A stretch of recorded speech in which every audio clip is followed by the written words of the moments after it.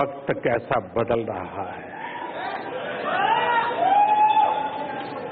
वक्त किस तेजी से बदल रहा है। कोई कल्पना कर सकता था कि चीन में भारतीय नागरिक इस प्यार मोहब्बत की जिंदगी जी रहे हैं जिसे आज दुनिया देख रही है।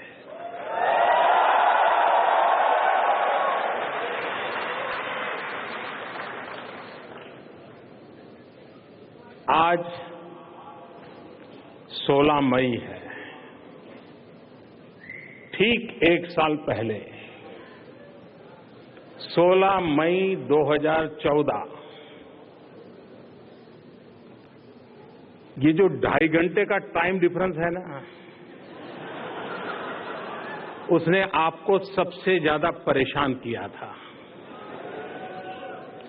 बहुत जल्दी उठ करके, जबकि हिंदुस्तान में लोग सोए थे, आपने पूछना शुरू कर दिया था रिजल्ट क्या आया।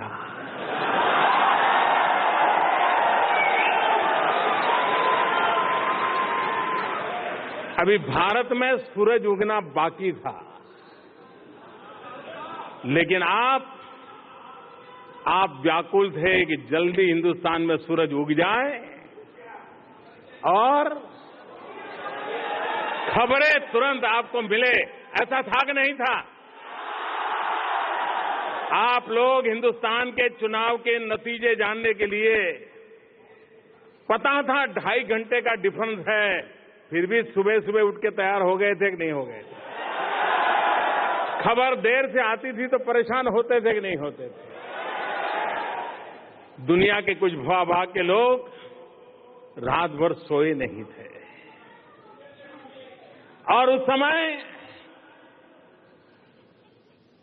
जिस हालात में हिंदुस्तान में चुनाव हुआ था, जिस परिप्रेक्ष्य में चुनाव हुआ था, 16 मई को एक साल पहले एक ही स्वर दुनिया भर से सुनाई देता था,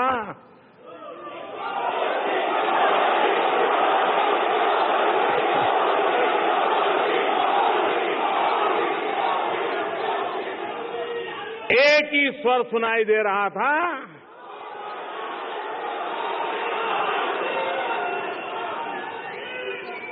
एक ही स्वर सुनाई दे रहा था, दुख भरे दिन बीते रे भैया, दुख भरे दिन बीते रे भैया।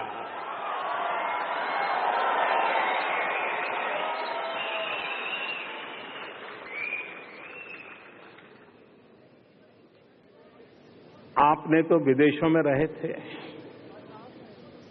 कैसा समय बीता था। हिंदुस्तान के हो, ऐसा ही होता था ना, इंडिया से। अरे चलो चलो यार, ऐसा ही होता था कि नहीं होता था? कोई पूछने को तैयार था क्या? कोई सुनने को तैयार था क्या? कोई देखने को तैयार था क्या? एक साल के भीतर भीतर आप सीना तान करके, आंख में आंख मिला करके दुनिया से बात कर पाते हो कि नहीं कर पाते हो? दुनिया आपको सम्मान से देखती है कि नहीं देखती है? आपको स्वयं के भारत की प्रगति के प्रति गर्व होता है कि नहीं होता है? हिंदुस्तान के कोटि कोटि जनों ने एक सामूहिक शक्ति का परिचय दिया। हिंदुस्तान के कोटि कोटि जनों ने सामूहिक इच्छा शक्ति का परिचय दिया। कोटि कोटि जनों ने एक सामूहिक संकल्प शक्ति का परिचय दिया और 125 करोड़ देशवासी अपना भाग्य बदलने के लिए कृत संकल्प हो गए और तब जाकर के पोलिंग बूथ में बटन दबा करके इतना बड़ा फैसला कर लिया। लेकिन कोई कल्पना कर सकता है क्या? और चुनाव के अंदर मेरे प्रति जो अपप्रचार होता था वो क्या होता था? ये मोदी को कौन जानता है? गुजरात के बारे कौन पहचानता है? ठीक है, गुजरात में उसकी गाड़ी चलती है, कौन जानता है, यही कहते थे ना, सब लोग यही कहते थे। और जब विदेश की बात आती थी, अरे भाई विदेश का तो इसको कुछ समझ ही नहीं है, क्या करेगा। यही चर्चा सुनी थी ना आपने, सुनी थी कि नहीं सुनी थी? वैसे मेरी जो आलोचना होती थी ना, वो सही थी, वो सच बोल रहे थे, क्योंकि मुझे गुजरात के बाहर कोई ज्यादा जाना भी नहीं था, मेरा कोई पहचान भी नहीं थी, और हिंदुस्तान के बाहर तो सवाल ही नहीं उठता है। लेकिन आलोचना सही थी, आशंका सही नहीं थी। मेरा बायोडेटा देख करके कोई मुझे पसंद नहीं करता, लेकिन ये हिंदुस्तान की जनता की ताकत है, भारत के संविधान की शक्ति है, डॉक्टर बाबा साहब आम्बेडकर के आशीर्वाद है, और हिंदुस्तान के कोटि कोटि जनों की संकल्प शक्ति है कि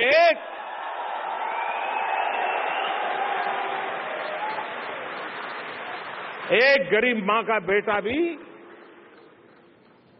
अगर समाज के लिए समर्पित भाव से संकल्प लेकर निकल पड़ता है तो जनता जनार्दन आशीर्वाद देती है।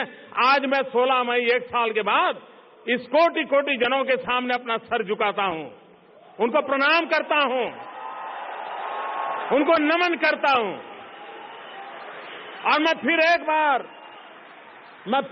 बार आज 16 मई को जो मैंने पिछली बार अहमदाबाद की धरती पर से कहा था, साबरमती के तट से कहा था, मैं दोबारा आज दोहराता हूं। वैसे राजनेता चीजें बुलाने में ज्यादा माहिर होते हैं, उनकी कोशिश रहती है कि यार अच्छा है लोग भूल जाए। न मैं भूलना चाहता हूं, न मैं भुलाने देना चाहता हूं।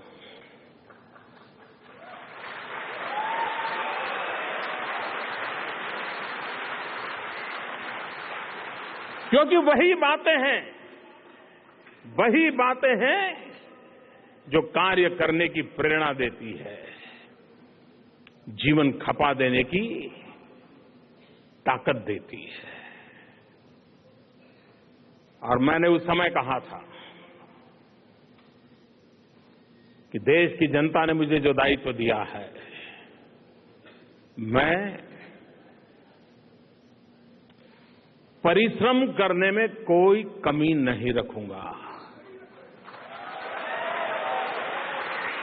ये कहा था कि नहीं कहा था? एक दिन भी छुट्टी ली है क्या? वैकेशन मना रहा हूं क्या? आराम कर रहा हूं क्या? दिन रात ईश्वर ने जितना समय दिया, शक्ति दी, मैंने ईमानदारी से उसका पालन किया है कि नहीं किया है? किया है कि नहीं किया है? मैंने दूसरा कहा था कि मैं नया हूं, अनुभव नहीं है, लेकिन मैं हर बात को सीखने के लिए पूरी कोशिश करूंगा। कर रहा हूं कि नहीं कर रहा हूं? हर किसी के सीखने का प्रयास करता हूं कि नहीं करता हूं? हमारे आलोचकों से भी सीखना चाहता हूं कि नहीं चाहता हूं?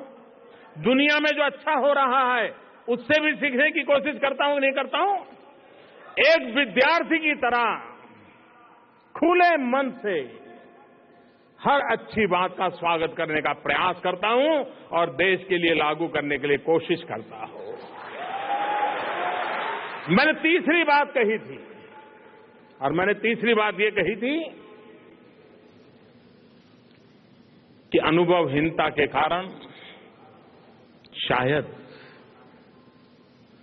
मुझसे गलती हो सकती है, लेकिन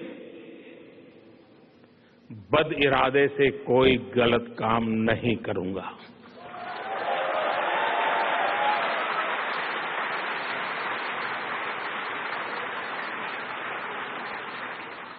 और आज 16 मई 2015 को हिंदुस्तान से दूर चीन की धरती से जब मैं बात बता रहा हूं, इस संतोष के साथ बता रहा हूं कि पूरे साल भर में किसी ने हम पर आरोप नहीं लगाया कि हमने बदिरादे से या निजी स्वार्थ से कोई गलत कदम उठाया हो, ऐसा कोई आरोप नहीं लगा।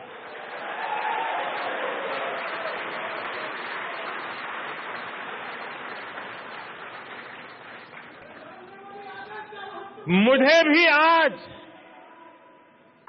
सांघाई की इस धरती पर मेरे सामने लघु हिंदुस्तान है। भारत का हर कोना यहां मौजूद है। शायद यानी मंच पर आते तक मैंने भी नहीं सोचा था कि 16 मई 1 साल के बाद मुझे ऐसा अवसर मिलेगा जो अवसर आज पूरा लघु भारत मेरे पास है। आज मैं आपसे आशीर्वाद मांगने आया हूं। आप मुझे आशीर्वाद दें कि भारत की विकास यात्रा की ओर जो हमने कदम बढ़ाए हैं उसे हम सफलतापूर्वक पार करें। आप हमें आशीर्वाद दीजिए। जाने अनजाने में भी मैं ये आशीर्वाद आपसे मांग रहा हूं, क्योंकि ये मेरा कन्विक्शन है। जनता जनार्दन ईश्वर का रूप होता है और इसलिए मैं आशीर्वाद चाहता हूं। आप मुझे आशीर्वाद दें कि मेरे से कोई गलती न हो जाए जिससे मेरे देश का कोई नुकसान हो जाए।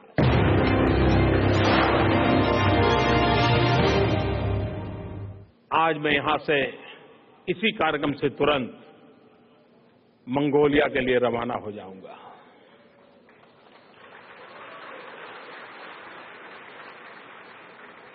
आप कल संडे को छुट्टी मनाएंगे, मैं मंगोलिया में काम करूंगा। कोई कल्पना कर सकता है संडे को छुट्टी के दिन मंगोलिया अपनी पार्लियामेंट का सत्र बुलाएं और भारत के एक व्यक्ति को रविवार की छुट्टी के दिन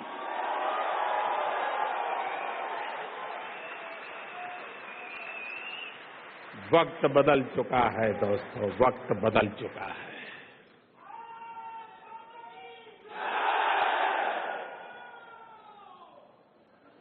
चीन के इतिहास में मैं मानता हूं ये यात्रा एक नए सीमा चिन्ह के रूप में देखी जाएगी।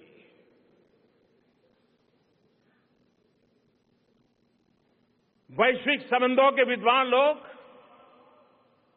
इस यात्रा को बहुत बारीकी से देख रहे हैं और मैं भी इसका महत्व पूरी तरह समझता हूं। चीन के इतिहास में पहली बार चीन के राष्ट्रपति बीजिंग के बाहर जाकर के किसी और शहर में किसी दूसरे देश के नेता का स्वागत करते हो, ये चीन के इतिहास में पहली बार।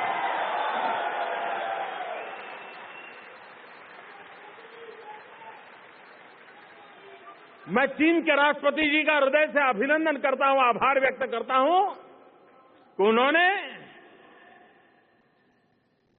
बीजिंग में नहीं, शियान में आकर के भारतीय प्रतिनिधिमंडल का स्वागत किया। देशवासियों, ये स्वागत नरेंद्र मोदी का नहीं था, ये स्वागत मेरे साथ आए हुए डेलीगेशन का नहीं था, ये स्वागत 125 करोड़ देशवासियों का था। विश्व को देने के लिए हमारे पास बहुत कुछ है। आतंकवाद जिस प्रकार से मानवता का दुश्मन बना हुआ है, आए दिन निर्दोषों को मौत के घाट उतार दिया जाता है, एक दूसरे के लहू के प्यासे हुए हैं। विश्व का कोई भूभाग ऐसा नहीं है जो आतंकवाद के कारण रक्त रंजित न हुआ हो। गांव से भरी हुई, गोलियों से छलनी हुई विश्व जनता, उसे मरहम कौन लगाएगा? सब दूर एक ही चर्चा है, ग्लोबल वार्मिंग, क्लाइमेट चेंज, प्रकृति का संकट। ये स्थिति किसी और ने पैदा नहीं की है, ये स्थिति इंसान ने पैदा की है। ये स्थिति अगर पैदा हिंदू इंसान ने की है तो उससे मुक्ति भी इंसान ही दिला सकता है, और उसके लिए प्रकृति को प्रेम करना पड़ेगा। सारे विश्व में हम ही लोग हैं जिनको सदियों से, जबकि प्रकृति पर कोई संकट नहीं था, पेड़ पौधों को संकट नहीं था, हवा में कार्बन डाइऑक्साइड नहीं था, पानी गंदा नहीं था, सब कुछ अच्छा था, उसके बावजूद भी हमारे दीर्घदृष्टा ऋषि मुनियों ने हमें कहा था, प्रकृति से प्रेम करना सिखाया था। और हम लोग बचपन में घर में बिस्तर पर से पैर नीचे रखते थे तो मां कहती थी कि देखो बेटे, सुबह उठ करके बिस्तर पर से जब पैर जमीन पर रखते हो ना तो पृथ्वी माता की क्षमा मांगो, कम काम करना। इसकी आलोचना तो मैं समझ सकता हूं, कोई सोता रहे, काम न करे, इसकी आलोचना तो मैं समझ सकता हूं। लेकिन मेरा तो दुर्भाग्य ऐसा है कि मैं ज्यादा काम करता हूं, उसकी आलोचना होती है। मोदी इतने देशों में क्यों गए, इतने लोगों से क्यों मिले? अगर ज्यादा काम करना, ज्यादा शक्ति लगाना, ये अगर गुनाह है तो 125 करोड़ देशवासियों के लिए ये गुनाह करना मुझे मंजूर है।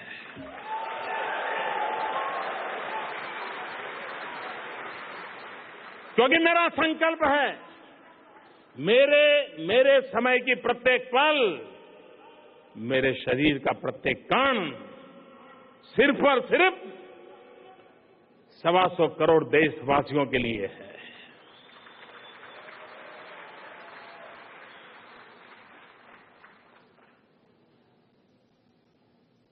और मुझे विश्वास है, एक साल में जो बोया है उससे खातर पानी डालने के लिए भी तो मेरे पास टाइम चाहिए कि नहीं चाहिए? अगर यही काम मैं 5वें साल पे करता तो लोग क्या कहते, अरे यार ये तो रहने वाले नहीं है, पता नहीं चुनाव के बाद क्या होगा, कैसा होगा। कौन विश्वास करता? दुनिया मुझ पे ज्यादा विश्वास इसलिए करती है क्योंकि पूर्ण बहुमत वाली सरकार का ये पहला वर्ष है, और 30 साल से हिंदुस्तान में पूर्ण बहुमत की सरकार नहीं थी। उसके कारण विश्व का भारत पे भरोसा नहीं था।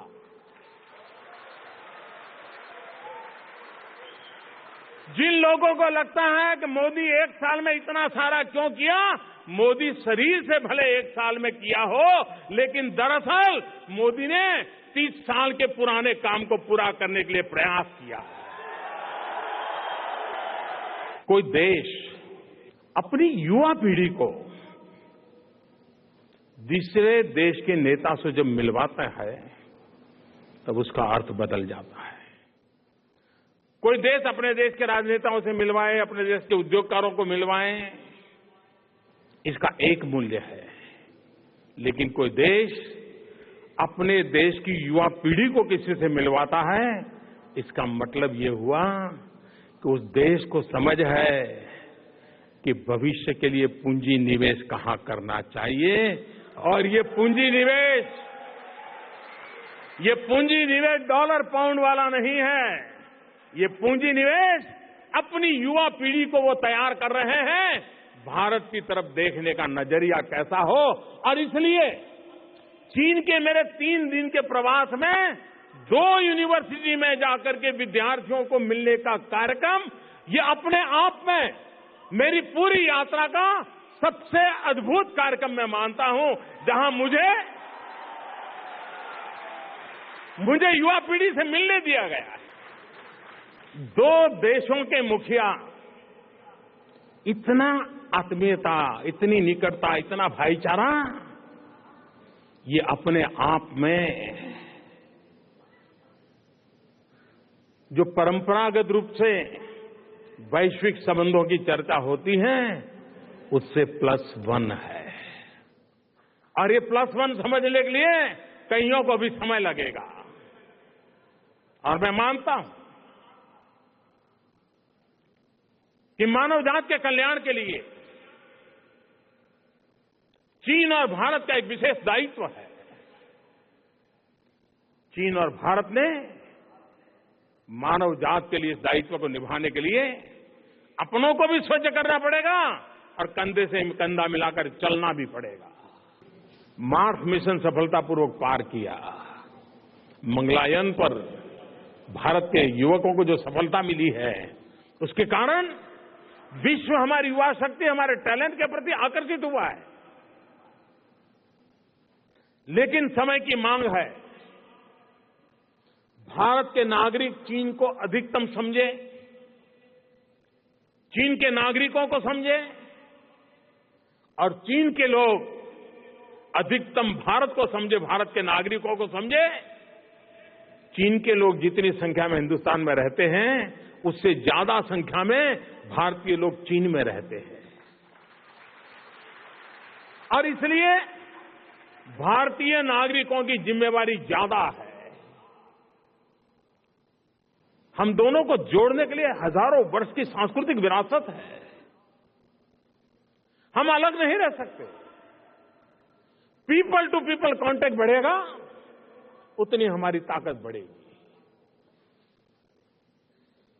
राज्य व्यवस्था, शासन व्यवस्था, शासक, उनका एक दायरा अलग है, लेकिन पीपल टू पीपल कांटेक्ट का दायरा अलग है, उसकी ताकत अलग है। और मैं उस ताकत को पहचानता हूं। हमें उस ताकत को जोड़ना है।